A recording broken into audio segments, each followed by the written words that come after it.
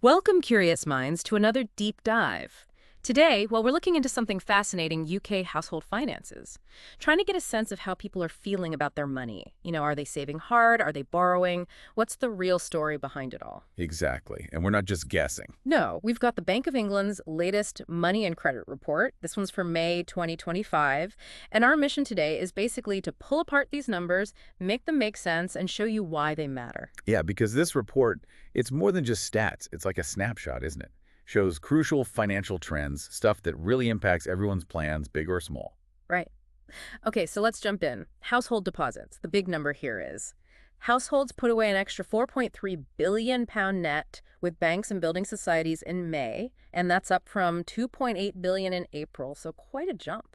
It is, yeah. And digging into where that money went, well, $3.9 billion flowed straight into ISAs. Ah, the tax-efficient favorite. Definitely. And another $1.1 billion, interestingly, went into non-interest bearing side accounts. So accounts that don't earn interest, basically your current account maybe? Pretty much. Or those very easy access savers where the rate is negligible, essentially. Money you can grab instantly. Okay, so ISA is an easy access, zero interest cash. But here's where it gets really interesting for me. People were also pulling money out of accounts that do pay interest. We saw £2.4 billion leave interest-bearing site accounts and another $1.9 billion withdrawn from interest-bearing time accounts. So what's going on? Why this move away from getting a return? That is the key question, isn't it? So just quickly, site accounts mean instant access, like you said. Time accounts, those are fixed-term things. You lock your money away for a set rate, usually face penalties if you withdraw early.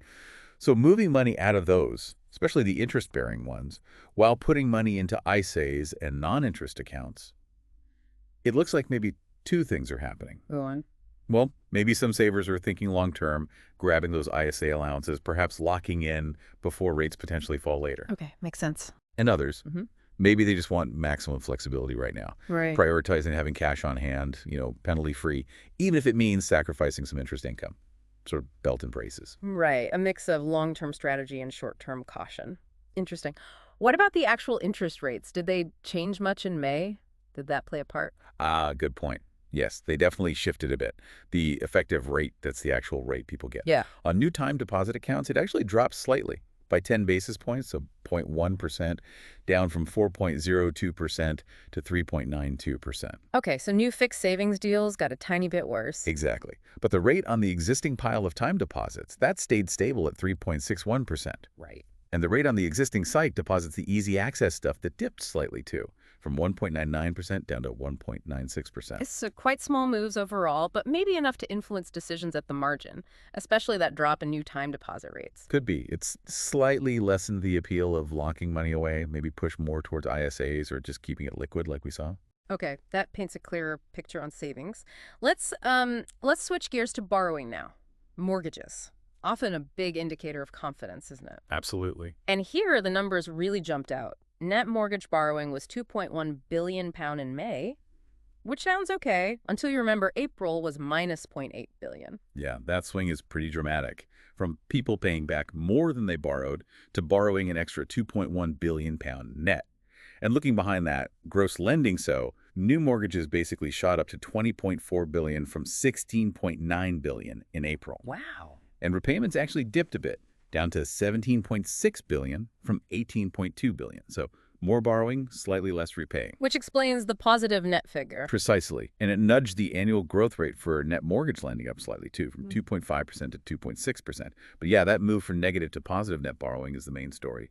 Suggests, well, maybe some life returning to the housing market. And the forward-looking indicators? Mortgage approvals, they often tell us what's coming next. Right, and they definitely back that up. Net approvals for house purchases, people getting mortgages agreed. For buying a home, they rose by 2,400 to 63,000 in May. Okay. Now, that might not sound huge, but it's the first increase we've seen since December 2024. So it breaks a downward trend. Ah, okay. That context is important. What about remortgaging?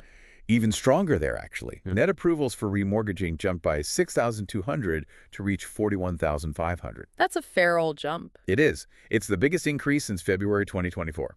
So, taken together, the purchase approvals turning positive, the big jump in remortgaging, it really does suggest some momentum is building again. Interesting. So people are stepping back in, both buyers and existing homeowners looking for new deals. But Yeah. at what price? What were the mortgage rates doing? Yeah, always the crucial question. It's a bit of a mixed bag, actually. The effective rate on newly drawn mortgages, so the deals people were actually getting in May, that decreased slightly, just a touch, from 4.49% down to Okay, 4.47%. so new borrowers getting slightly cheaper deals. Marginally, yes. But, and this is important, the effective rate on the outstanding stock of mortgages, so everyone's mortgages averaged out, yeah, that actually ticked up from 3.86% in April to 3.87% in May.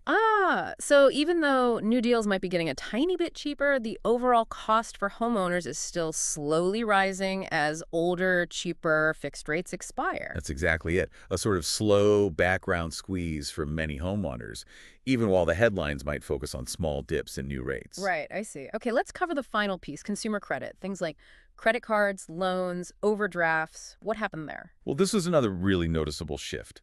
Net borrowing on consumer credit by individuals. It fell quite sharply, dropped to $20.9 billion in May, down from $1.9 billion in April. Wow, that's more than halved. It is, yeah, a big pullback. And breaking it down, the real drop was in credit card borrowing. That went from $1.2 billion net borrowing in April down to just $0.1 billion in May. Just 100 million net on cards. That's tiny. It really is. Suggests people were either spending much less on cards or paying off much more, or both. And other types of credit. Car finance, personal loans. That also decreased, but not as dramatically, down Yeah. slightly to $0.7 billion from $0.8 billion. So the main story is definitely the cards. And the annual growth rates reflect that pullback. They do. Overall, consumer credit growth slowed to 6.5%, credit card growth down to 9.2%, while the other category stayed stable at 5.3%. So why do you think this happened, this sharp drop, especially on credit cards? Is it just caution setting in, people worried about the economy? That would be my reading, yes. It feels like a deliberate pulling back, maybe households deciding to sort of strengthen their own balance sheets, pay down expensive debt rather than take on more. It could signal a definite dip in consumer confidence, or at least spending appetite. It could also be linked to the cost of that borrowing, right? What were the interest rates doing on consumer credit? Absolutely. And here it gets quite interesting because rates moved in different directions depending on the product. Oh. Yeah. So the effective rate on interest charging overdrafts, that actually decreased a bit by 7 basis points, down to 22.28%. Okay, marginally cheaper. But the rate on interest charging credit cards went the other way.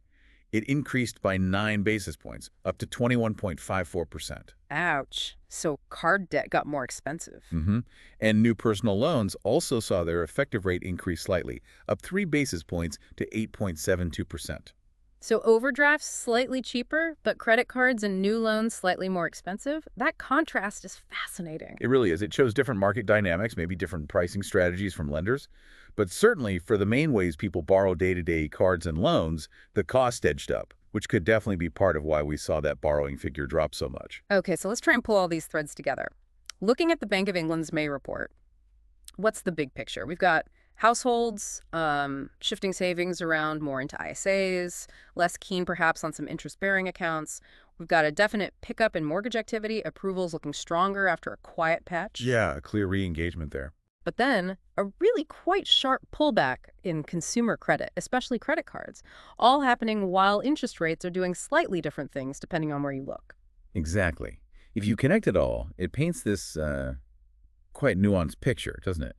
You see caution that consumer credit drop is significant, but you also see renewed confidence, or at least activity, in the housing market. It suggests people are making quite specific choices, reacting differently depending on the type of financial decision, not just a blanket, batten down the hatches, or spend freely.